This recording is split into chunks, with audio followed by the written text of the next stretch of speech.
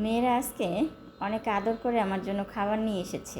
সবসময় তো মেয়েদেরকে আমি খাবার দেই, আজকে মেয়েরা আমাকে খাবার দিয়েছে। মানে এই খাবারটা আমার অনেক পছন্দের একটি খাবার, আপনাদের বোঝাতে পারবো না। আমি এই খাবারটা খুবই পছন্দ করি, খুব। তো আমি ব্যালকনিতে বসে আছি, একটু আবহাওয়া মানে দেখতেছি আর কি। আজকে খুবই ঠান্ডা বাতাস, এতদিন গরমের পরে তো ঠান্ডা মানে ঠান্ডা ঠান্ডা বাতাস। তো আমি বসে আছি, আর বৃষ্টি আমার জন্য সেই ফ্রিজে খাবারটা রেখেছিলাম, তো সেটা নিয়ে আসলো, আম্মু তুমি খাবারটা খাও। তো খাবারটা আমি খাচ্ছি আর আবহাওয়াটা এনজয় করতেছি আর কি বসে বসে। আর আপনাদের সাথেও একটু শেয়ার করলাম খাবারটা।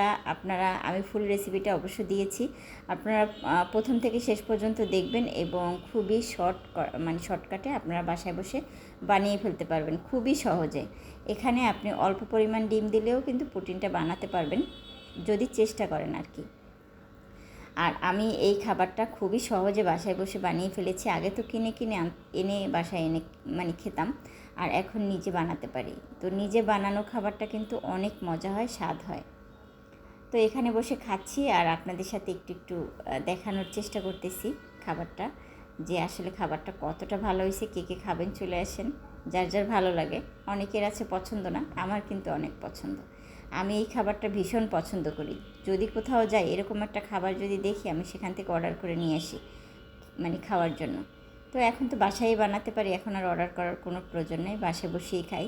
কিন্তু আমার মেয়েদের তেমন একটা পছন্দ না, খাবারটা শুধু আমার জন্যই আমি বানিয়েছি।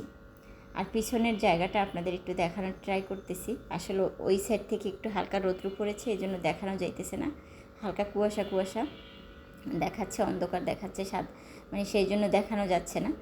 তো খাবারটা আমি খাচ্ছি, আর পিছনে যে জায়গাগুলো ওটা একটু একটু দেখাচ্ছি, যে জায়গাগুলো কিন্তু